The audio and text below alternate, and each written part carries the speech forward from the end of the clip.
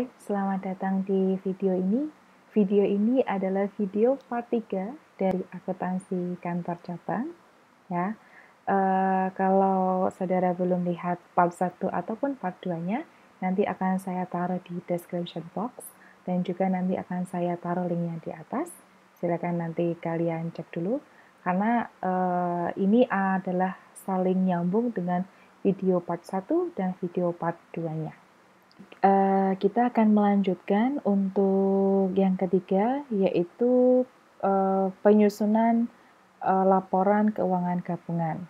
Nah, sebelum saya masuk untuk menjelaskan, melanjutkan, saya akan membahas sedikit dulu apa tujuan dari penyusunan laporan keuangan gabungan.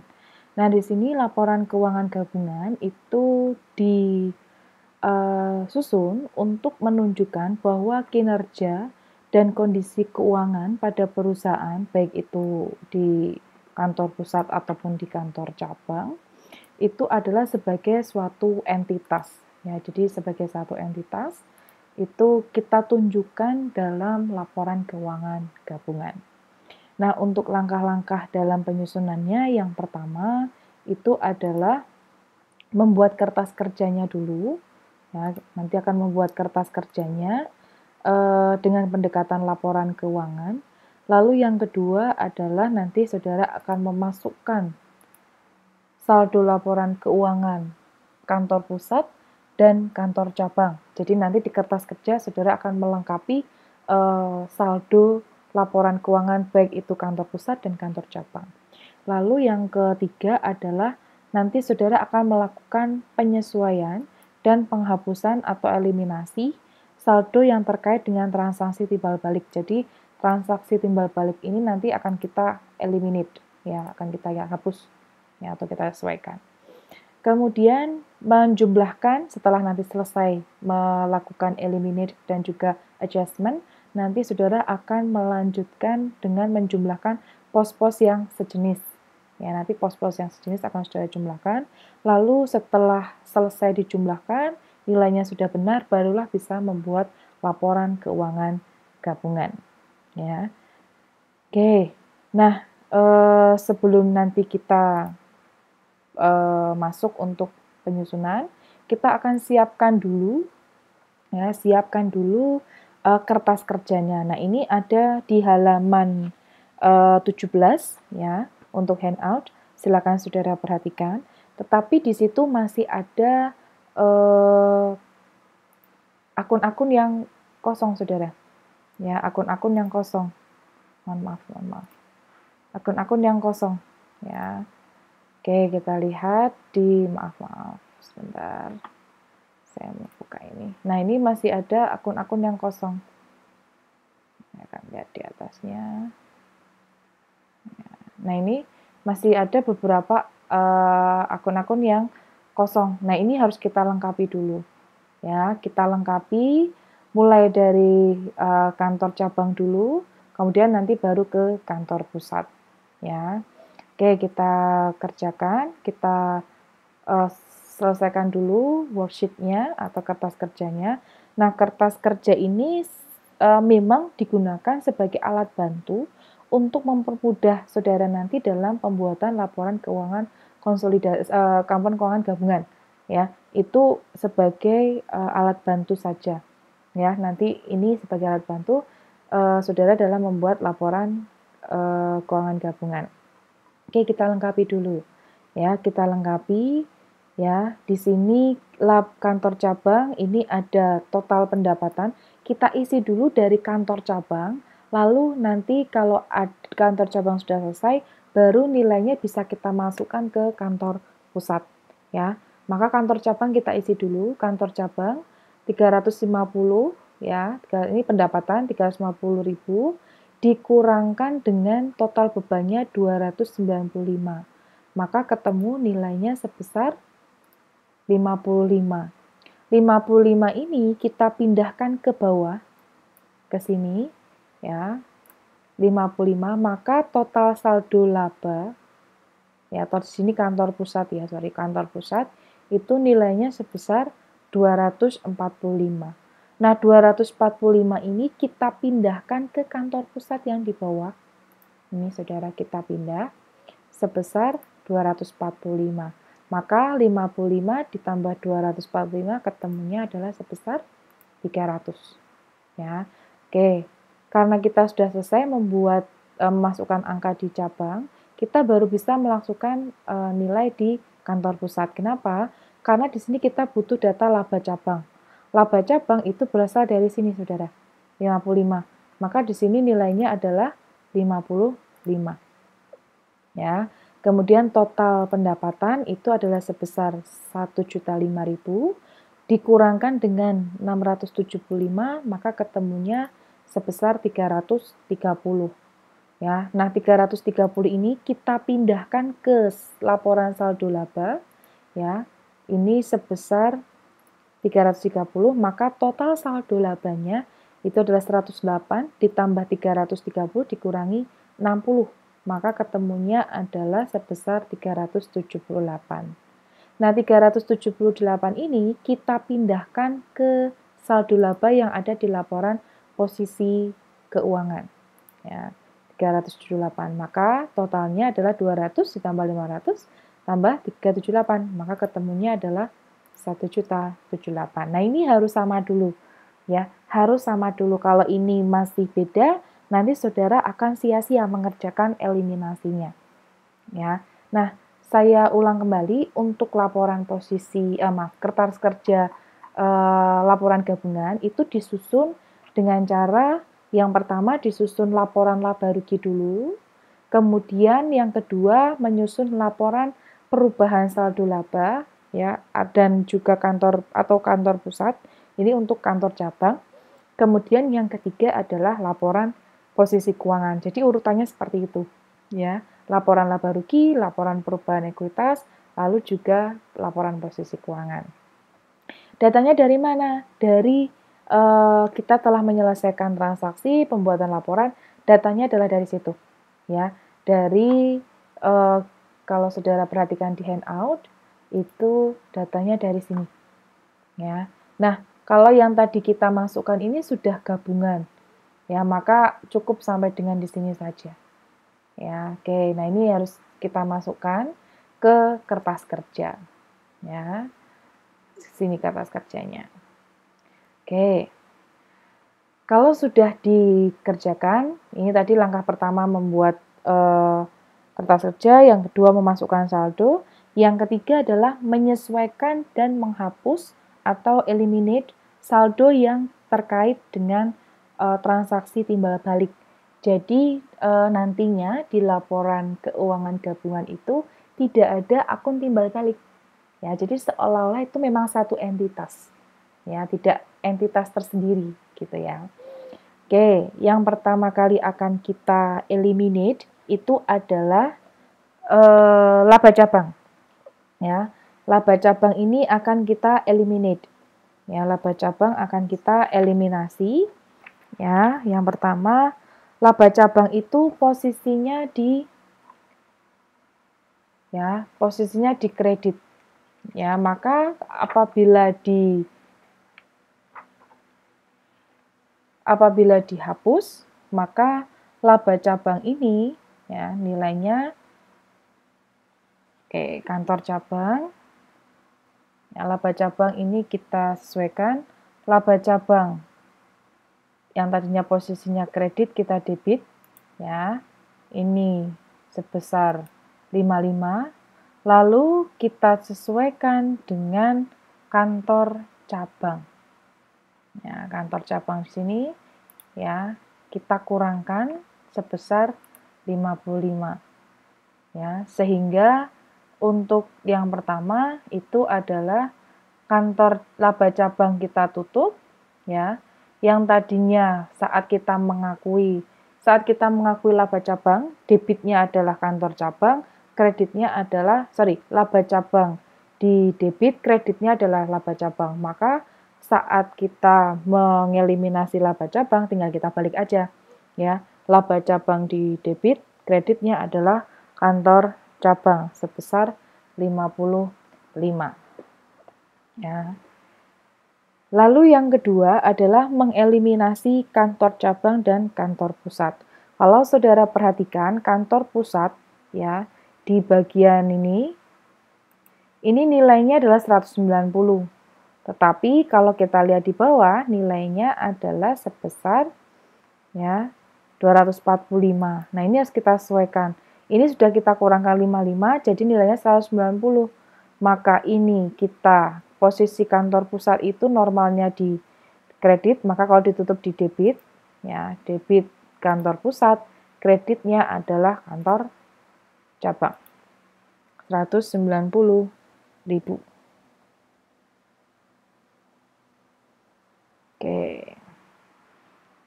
Ada yang menanyakan? Ya. Kalau tidak, saya akan lanjut ke C, yaitu adalah mengeliminasi laba belum direalisasi persediaan awal di kantor cabang. Di awal tadi ada persediaan barang dagang yang berasal dari kantor pusat di cabang sebesar 60.000. Ya, berarti 60.000 ini dicatat terlalu tinggi 25%. Nah, ini harus kita sesuaikan. Ya, 25%. Maka kita catat ya, tadi 25 per 125 dikali 60.000, maka ketemu 12.000. Nah, ini harus kita keluarkan. Ya, harus kita keluarkan dari persediaan barang dagang. Ya, persediaan barang dagang yang di mana? Yang di atas. Ya, yang di sini harus kita keluarkan. Jadi persediaan barang dagang awal ini dicatat terlalu tinggi. Maka ini kita kurangkan. Ya, persediaan barang dagang awal kita kurangkan. Kredit, ya, ini dia debit, di sini kredit dikurangkan. Debitnya apa? Kita catat laba belum direalisasinya, kita kurangkan 12.000. Yang sebelumnya di laporan posisi keuangan ada 12.000, kita catat. Ya. Kemudian yang selanjutnya adalah mencatat laba belum direalisasi dari pengiriman, mengeliminasi laba belum direalisasi dari pengiriman barang. Ya, pengiriman barang itu tadi ya pengiriman barang ya, ini pengiriman barang ya. Ada di dalam laporan laba rugi itu pengiriman barang dari cabang dan dari pusat. Nah, di sini dari pusat itu ada 25% di atas cost-nya. Maka ini harus kita keluarkan 25%-nya. Maka di sini tadi untuk laba belum direalisasi adalah 30.000. 120 dikali 25%. Ya. Maka di sini kalau kita kurangkan ya karena dia dari posisinya di kalau bertambah pengiriman barang dari pusat itu di debit, kalau berkurang berarti di kredit sebesar 30.000 ya. Kemudian untuk laba belum direalisasi yang ada di laporan posisi keuangan kita kurangkan 30.000. Ya, kita debit 30.000. Itu untuk yang keempat. Ya, yang selanjutnya adalah eliminasi untuk pengiriman barang.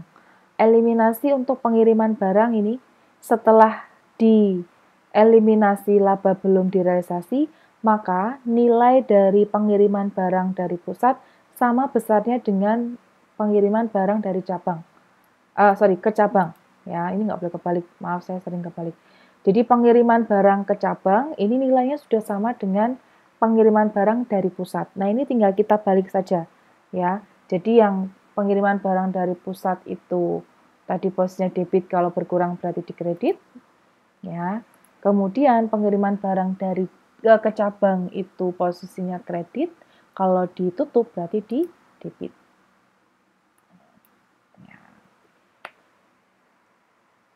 Oke. Lalu kita akan mencatat eliminasi barang belum direalisasi di persediaan akhir kantor cabang. Nah, jadi tadi di kantor cabang itu ada persediaan akhir yang berasal dari pusat sebesar 75.000. Nah, ini harus kita sesuaikan, kita kurangkan 25%-nya ya. Maka persediaan barang ya yang ada di laporan laba rugi dengan yang ada di laporan posisi keuangan ini nilainya terlalu tinggi 25%, maka harus kita kurangkan ya. Maka kalau yang ada di laporan laporan laba rugi ya, persediaan barang dagang akhir ini posisi normalnya itu ada di kredit ya. Nah, ini logikanya adalah ya bahwa ya barang tersedia untuk dijual itu nanti akan dikurangkan dengan persediaan barang dagang akhir. Maka persediaan barang dagang akhir yang ada di laporan laba rugi itu posisi normalnya ada di kredit. Maka kalau berkurang, posisi normalnya ada di kalau posisi normalnya di kredit, maka kalau berkurang posisinya di debit sebesar 15.000, lalu kita kurangkan juga di persediaan barang dagang laporan posisi keuangan, kita kredit 15.000. Ya. Oke, sampai sini ada yang mau ditanyakan tidak terkait dengan eliminasi? Ya, jadi ini adalah beberapa penyesuaian dan juga eliminate untuk akun-akun timbal balik. Ya, jadi akun-akun timbal balik ini tidak boleh ada lagi ketika kalian menyusun laporan keuangan gabungan. Jadi nggak boleh ada. Ya, oke. Nah, setelah selesai, kita jumlahkan dulu debit kreditnya. Ya, debit kreditnya supaya kita tahu untuk penjumlahan kita tidak salah. Ya, oke. Kalau sudah, saudara akan jumlahkan ke kanan, ya, yang pos-pos sejenis. Berarti ini penjualan, ini ditambah ini, ya, maka ketemu nilainya 1.300.000. Kemudian laba cabang, ini dikurangkan berarti sudah 0. Kemudian ini bukan ditambah dengan ini ya saudara, karena ini total pendapatan. Maka ini turun ke bawah. Jadi ini adalah total ke bawah. Jadi ada yang boleh dijumlahkan ke samping, ada yang dijumlahkan menurut rumus ke bawah. Ya. Jadi ini adalah 1.300.000. Kemudian kita masuk ke persediaan barang dagang, ini kita samping ke samping ya, 210 ditambah 100 dikurangi 12.000, maka ketemu nilainya 298. Ini juga sama kita jumlahkan ke samping. Ya. Ini sudah 0 ya. Maka ini juga kita ke samping ya. Totalnya minus 315, baru BPP ini kita total ke bawah. Berarti 298 ditambah 740 dikurangi 315. Bukan 520 tambah 230. Bukan. Ini tetap rumus ke bawah. Ya. Maka ini ketemu nilainya 723. Lalu untuk macam-macam beban, ini total ke samping saja. Ya. Maka untuk macam-macam beban, ini bukan ke samping ya, tapi ini dijumlahkan dengan ini. Ya, maka ketemu nilainya 943. Lalu untuk laba bersih itu bukan juga ke samping, tapi 1.300.000 dikurangkan dengan 943. Maka ketemu nilainya 357. Ya, nah ini kita masukkan 108. Ya, sama. Lalu ini kita pindah ke laba bersih di bawah. Ya, kita pindahkan. Ya, maka ini dividen kita kurangkan. Dividen, maka totalnya adalah sebesar 405. Ya, 405. Kemudian ini ke samping semua, ini semua ke samping. Ya, semua ke samping. Maaf, semua ke samping. Kemudian untuk ini 0 ya, 0. Kemudian totalnya ke bawah, ya, jangan ke samping, tapi ke bawah. Maka ini ketemu 1.160. Kemudian utang dagang ini sampai bawah. Nah, untuk saldo laba ini nilainya dari ini 405. Ini kita pindah ke bawah, ya, 405. Maka totalnya adalah 255 tambah 500 tambah 405. Ketemunya adalah sebesar 1.160.000. Ya. Oke, jadi cara menjumlahkannya ada yang boleh ke kanan, ya, pos-pos sejenis, ada yang memang rumus itu tidak boleh dijumlahkan ke samping, tetapi harus dari perhitungan di atasnya, ya, di kolom-kolom di atasnya. Jadi tidak bisa dari samping. Oke, untuk kertas kerja ada yang ingin ditanyakan tidak? Oke, kalau tidak, saudara bisa melengkapi halaman 18 untuk dalam bentuk jurnal, bagaimana kita mengeliminasi. Sebenarnya kalau untuk eliminasi ini, itu tidak ada jurnalnya. Justru jurnal itu dibuat berdasarkan dari kertas kerja. Maka kita harus tahu dulu konsep pengisian kertas kerjanya. Ya. Nah, jadi untuk eliminasi dalam bentuk jurnal ini, itu tinggal saudara pindah saja dari kertas kerja ke dalam bentuk jurnal. Contohnya, yang pertama itu adalah ya eliminasi laba cabang. Maka kita lihat di kertas kerja eliminasi laba cabang. Debitnya adalah laba cabang, kreditnya adalah kantor cabang. Maka tinggal kita pindah ke eliminasi. Ya, debitnya kantor cabang, debitnya laba cabang, kreditnya adalah kantor cabang. Nah, ini untuk eliminasi itu dasarnya dari kertas kerja. Yang kedua adalah eliminasi akun kantor cabang, berarti tinggal kita balik aja tadi sama.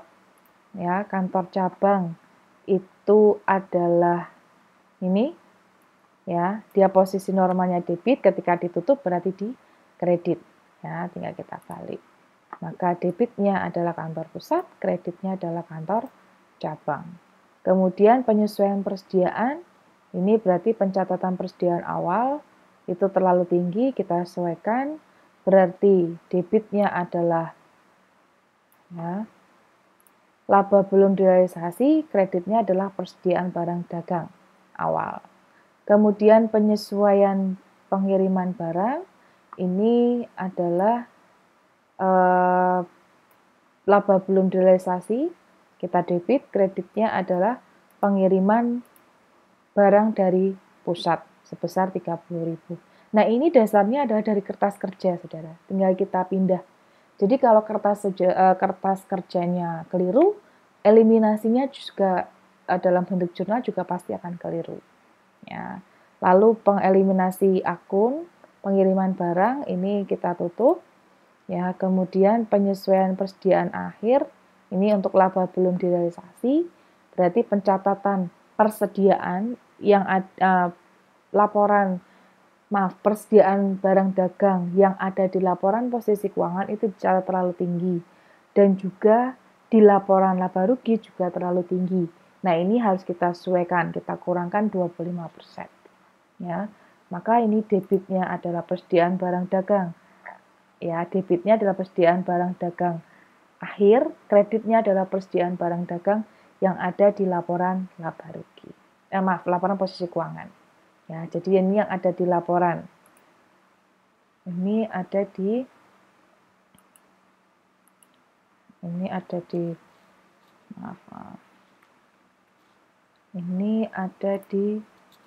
laporan laba rugi. Kemudian untuk yang di sini adalah di laporan posisi keuangan. Ya, jadi ini ada di laporan laba rugi dan juga di laporan posisi keuangan. Oke, untuk eliminasi ya, penyusunan kertas kerja ini tahapnya. Ya. Oke, apakah ada yang ingin ditanyakan? Ya. Kemudian kalau nggak ada, untuk laporan keuangan gabungan itu sudah dibuatkan di handout. Ya, di handout itu sudah ada. Nah, ini adalah laporan keuangan gabungannya. Jadi setelah kertas kerjanya selesai, lalu dibuatkan laporan keuangan gabungan, laporan keuangan gabungan, dasarnya itu adalah dari kertas kerja yang telah kita buat, yang ada di posisi sebelah kanan. Ini yang kita buat. Ya. Oke, jadi dasarnya untuk yang ada di halaman 18 itu adalah dari kertas kerjanya. Oke, untuk poin 3 dan 4 sudah terjawab ya. Jadi untuk transaksi di atas kos itu sudah selesai. Nah, untuk selanjutnya adalah materi terkait dengan rekonsiliasi akun timbal balik. Nah, untuk rekonsiliasi akun timbal balik ini adalah suatu kegiatan yang memang dilakukan untuk menyamakan akun kantor cabang dengan akun kantor pusat. Nah, di sini yang perlu kita garis bawahi adalah akun kantor cabang itu harus sama dengan akun kantor pusat, ya. Jadi ini tidak boleh nanti angkanya berbeda. Ya, ini harus sama. Kemudian yang kedua adalah akun pengiriman barang dari kantor pusat ini tidak harus selalu sama dengan akun pengiriman barang ke kantor cabang. Ya, karena apa? Seperti yang sudah dicontohkan sebelumnya, bisa jadi ada nilai berapa persen di atas kosnya, gitu ya. Jadi tidak harus selalu sama.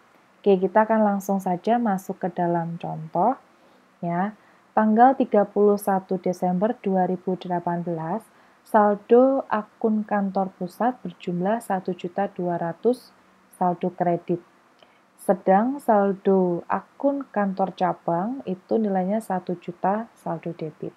Perbedaan ini terjadi karena hal sebagai berikut.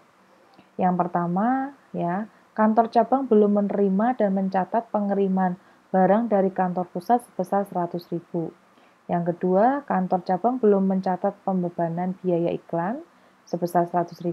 Lalu yang ketiga, kantor pusat belum menerima dan mencatat pengiriman kas dari kantor cabang. Lalu yang keempat adalah kantor pusat juga belum mencatat pengakuan laba dari kantor cabang. Nah, ini berarti sebenarnya hanya kita perlu menyesuaikan atau mencatat beberapa transaksi yang memang belum tercatat saja. Jadi kita harus ada penyamaan akun ya dengan cara menyesuaikan atau merekonsiliasi ya untuk akun-akun timbal balik.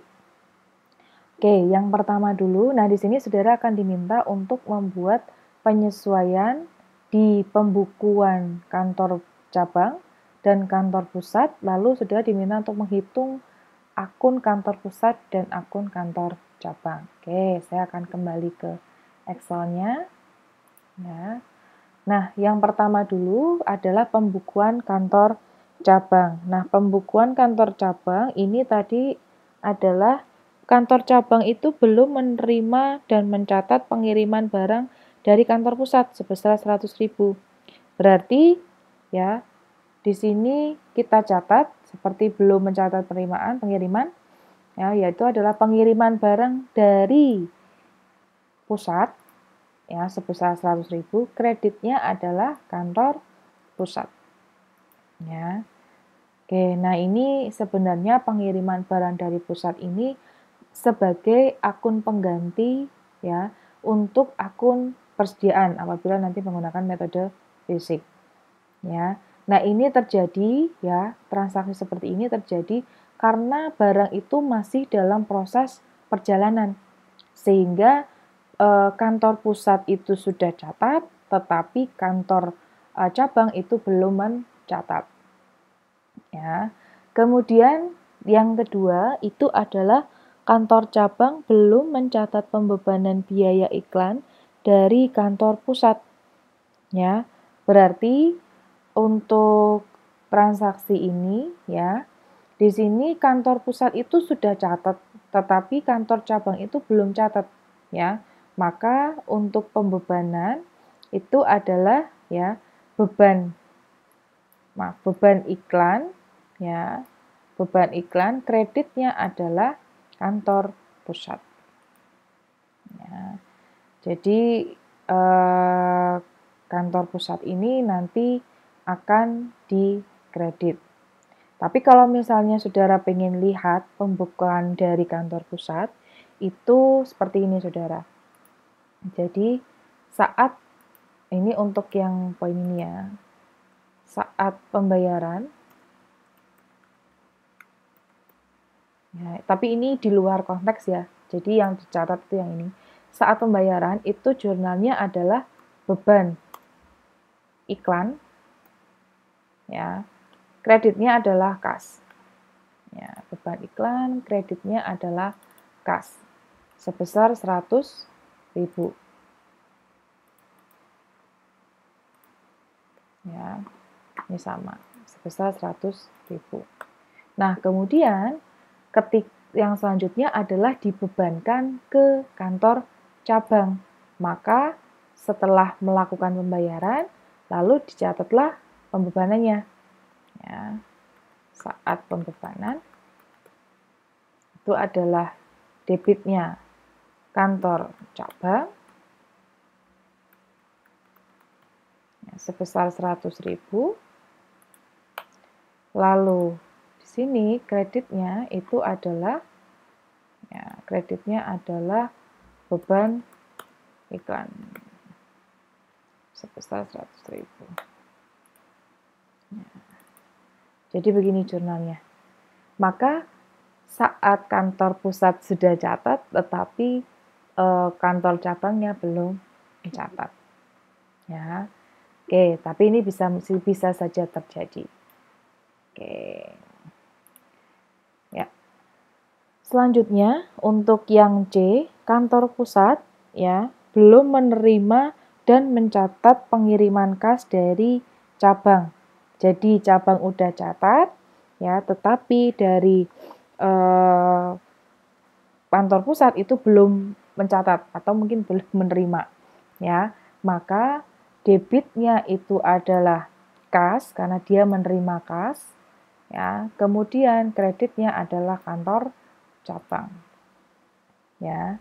Oke, kemudian yang D ya, kantor pusat juga belum mencatat pengakuan laba dari kantor cabang ya. Di sini kantor pusatnya belum catat laba. Ya, maka debitnya adalah, karena ini laba berarti debitnya adalah kantor cabang, kreditnya adalah laba cabang. Ya, laba cabang. Ya, laba cabang. Ini merupakan pendapatan bagi kantor pusat. Ya. Nah, kalau sudah kita jurnal seperti ini, ya, apa penyebab-penyebab perbedaannya? Baru setelah itu kita diminta untuk menghitung nilai dari kantor pusat, nilai dari saldo akun kantor pusat, dan juga akun kantor cabang. Oke, kita lihat kantor pusat dulu. Kantor pusat itu punya saldo awal, ya, yang ada di, saldo 31 Desember, kantor pusat itu nilainya adalah 1.200.000 di sisi kredit, ya. Maka 1.200.000 ditambah 100 ditambah 100, ya. Maka ketemunya adalah ya sebesar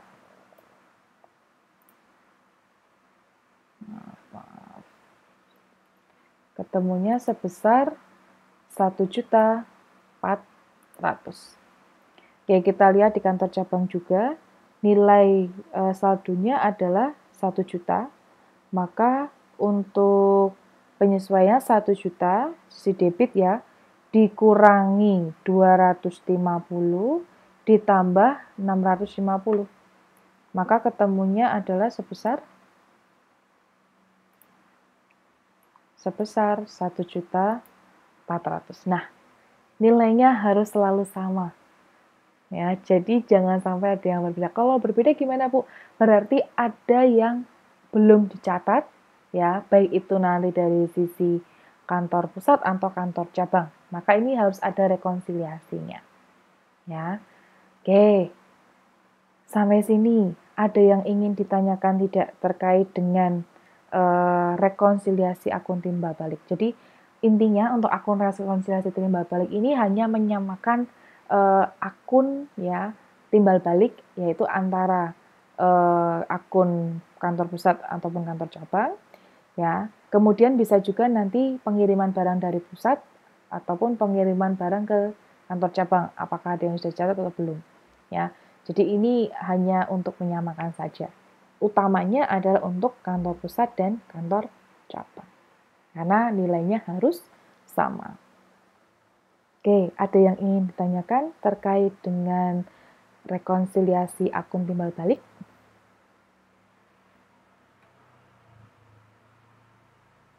Ini adalah video akhir untuk akuntansi kantor cabang.